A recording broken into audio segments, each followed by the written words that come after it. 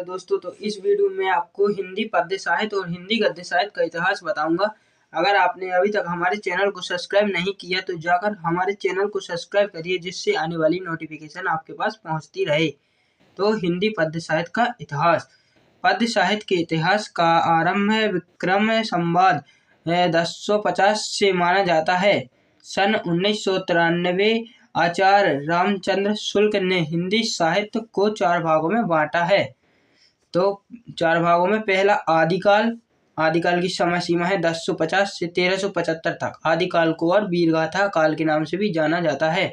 और दूसरा है भक्तिकाल। भक्तिकाल को है 1375 से 1700 तक, और इसे पूर्व मध्यकाल के नाम से भी जाना जाता है। फिर है तीसरा रीतिकाल।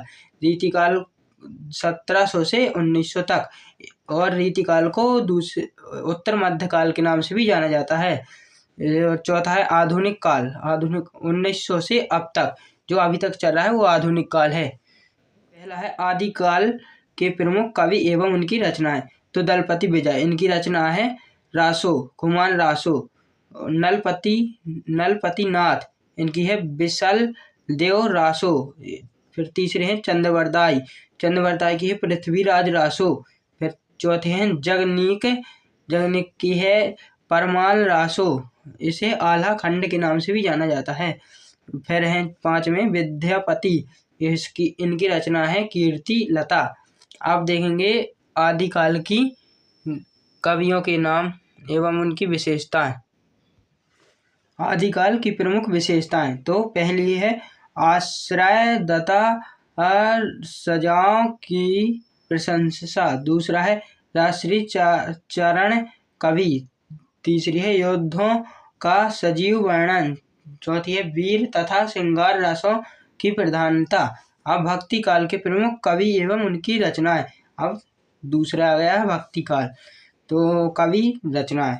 मलिक मोहम्मद जैसी, इनकी है पद्मावत, और एक ज्ञानमार्गी शाखा के कवि हैं।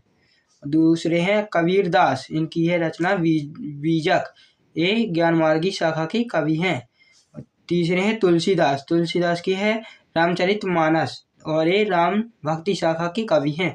चौथे हैं सूरदास। सूरदास की है सूरसारावली, और ये कृष्ण भक्ति शाखा के कवि हैं। अब देखेंगे भक्ति काल की विशेषताएं। तो ये देखिए, ईश्वर भक्ति। पहली विशेषता है उनकी ईश्वर भक्ति। दूसरी गुरु की महिमा। तीसरी सामान्य की भावना। चौथी है राजस्व से मुक्ति। और 5वीं है विविध रासों का परिपक्व। तीसरी रीतिकाल की कवियों के एवं उनकी रचनाएं। तो रीतिकाल के कवि एक तरफ, दूसरी तरफ रचनाएं। तो केशवदास, पहले कवि हैं केशवदास, इनकी है रचना कवि प्रिया और रामचंद्र का। और दूसरे हैं पद्माकर, इनकी है गंगा लहरी और जगत विनोद। तीसरे हैं बिहारी। बिहारी की रचना है बिहारी और सतसई। और चौथे हैं धनानंद की है सुजान सागर और बिहार लीला। अब रीतिकाल की प्रमुख विशेषताएं। तो पहली है श्रृंगार वर्णन। तो रीतिकाल में श्रृंगार रस के सहयोग और वियोग दोनों की प्रधानता रही है। और दूसरी है लक्षण ग्रंथों की रचना। इस काल में लक्षणों ग्रंथों की रचना हुई। इस काल में लक्षणों ग्रंथों की रचना हुई है। और वीर रस। अब तीसरा है वीर रस। तो रीतिकाल में यद्यपि श्रृंगार रस की प्रधानता रही थी, भूषण बिहारी ने वीर रस की कविताएं लिखी। चौथा है आधुनिक काल। आधुनिक काल को विभाजित किया गया है। आधुनिक काल को 6 भागों में बांटा गया है। पहला है भारतेंदु युग, इसकी समय सीमा है 1850 से 1900 तक। और दूसरा है द्विवेदी युग, इसकी समय सीमा है 1900 से 1920 तक। फिर छायावादी युग, छायावाद है 1920 से 1936 तक। फिर है प्रगतिवादी युग, तो 1936 से 1943 तक। फिर है प्रयोगवादी युग, तो 1943 से 1950 तक, और फिर है नई कविता से 1950 से अब तक। और अब है पहला भारतेंद्र योग। तो भारतेंद्र योग को हिंदी कविता का जागरण काल कहा जाता है और इस युग को हिंदी साहित्य का प्रवेश द्वार भी माना जाता है।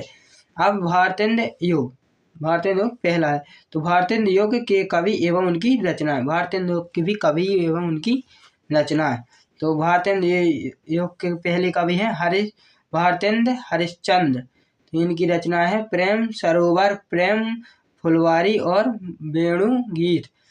प्रताप नारायण मिश्र दूसरे कवि हैं, प्रताप नारायण मिश्र। तो प्रेम पुष्पावली और मन की लहर और श्रृंगार विलास।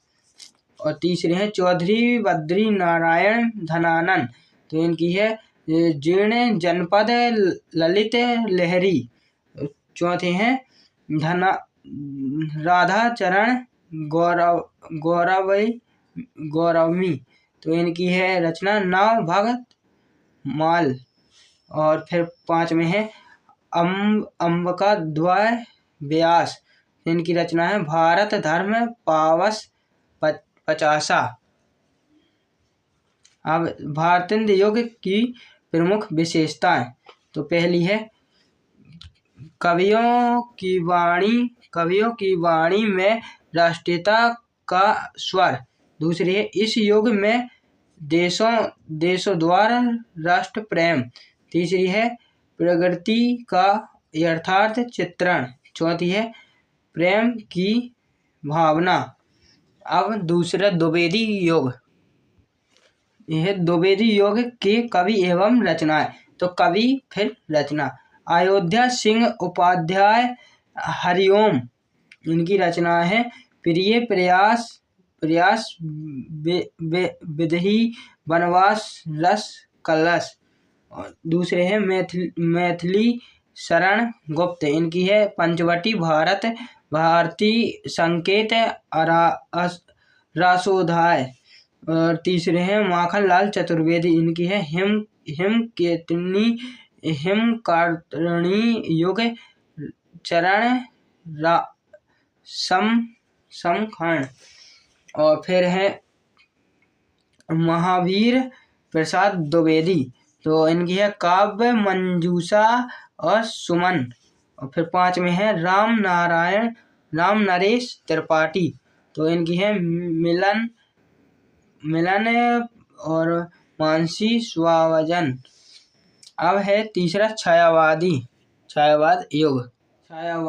युग। तो डॉक्टर राम कुमार वर्मा के अनुसार परमात्मा की छाया आत्मा पर पड़ने लगती है और आत्मा की छाया परमात्मा पर पड़ने लगती है तो वही छायावाद युग होता है। और डॉक्टर नागेंद्र के अनुसार स्थूल के प्रति सूक्ष्म का विरोध को ही छायावाद कहा जाता है। अब छायावाद की प्रमुख विशेषताएं एवं उनके कवि देखेंगे। इसमें छायावाद की प्रमुख कवि एवं उनकी रचनाएं। तो कवि एक तरफ रचना। तो जयशंकर प्रसाद। तो इनकी रचना है कमायनी लहर आंसू और झरना। फिर दूसरा है सुमित्रा नंदन पंत। इनके है पल्लव ग्रंथि कुंजन वीणा। और तीसरे है सूर्यकांत त्रिपाठी निराला। इनकी है परिमल अनामिका आराधना और अणिमा। और चौथे है महादेवी वर्मा। इनकी है रश्मि निर्जा संध्या गीत। और फिर आया छायावाद की विशेषताएं। तो छायावाद की विशेषताएं 3 है, विषयगत, विचारगत और शैलीगत। तो पहले देखेंगे विषयगत। तो विषयगत में आया विषयगत की विशेषताएं। तो विषयगत की है नारी सौंदर्य और प्रेम चित्रण, प्रकृति सौंदर्य और प्रेम व्यंजना, अलौकिक प्रेम या रहस्यवाद। अब देखेंगे विचारगत। ये देखिए विचारगत विशेषताएं। तो पहली है समाज में समन्वयवाद। दूसरा है राजनीति के क्षेत्र में अंतर्राष्ट्रीय एवं विश्व शांति का समर्थन। तीसरा है धर्म के प्रति धर्म के क्षेत्र में कवियों एवं ब्रह्मचारों से मुक्त व्यापक मानव हित चित्रक। तीसरा है शैलीगत विशेषताएं। तो शैलीगत की है पहली मुक्त गीत शैली। दूसरा है कोमलकांत संस्कृत निष्ठ पद्मावली। और तीसरी है प्राचीन एवं नवीन अलंकारों का अधिक प्रयोग किया गया। अब प्रगतिवाद, अब देखेंगे प्रगतिवाद। तो प्रगतिवाद में है राजनीति के क्षेत्र में जो समानवाद है, काव्य के क्षेत्र में प्रगतिवाद है। तो प्रगतिवाद के प्रमुख कवि एवं उनकी अब रचनाएं।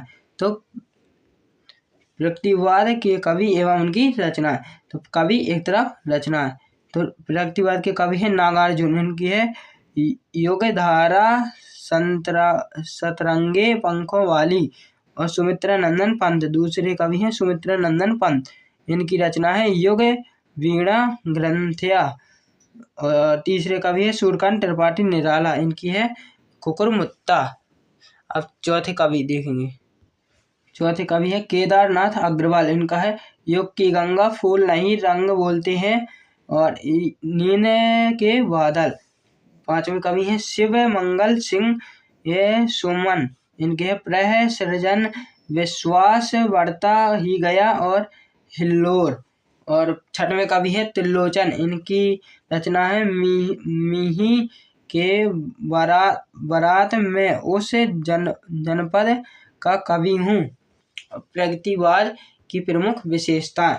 तो पहली विशेषता है धर्म ईश्वर एवं परलोक का विरोध।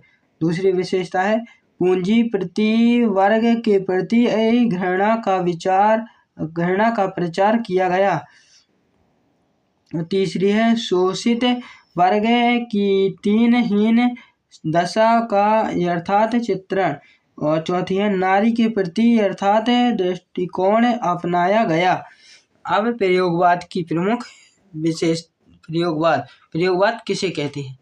तो सन 1943 में सज्जनानंद हीरानंद वात्स्यायन आगे ने नेतृत्व में हिंदी में एक आंदोलनकारी लहर उठी तो प्रयोगवादी कहलाई। इसकी भूमिका में आगे ने लिखी है एक कवीन नवीन राहों के अम्बेसी है।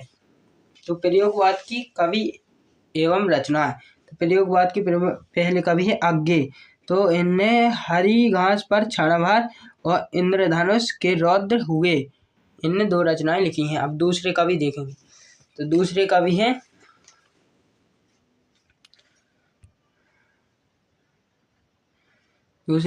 धर्मवीर भारती अंधा युग ठंडा लोहा। और तीसरे कवि हैं सर्वस्व दयाल सक्सेना।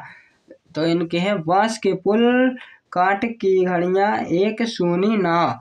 चौथे हैं जगन्नाथ माधव मुक्तिबोध। तो इनकी रचना है चांद का मुंह टेढ़ा है भूरी भूरी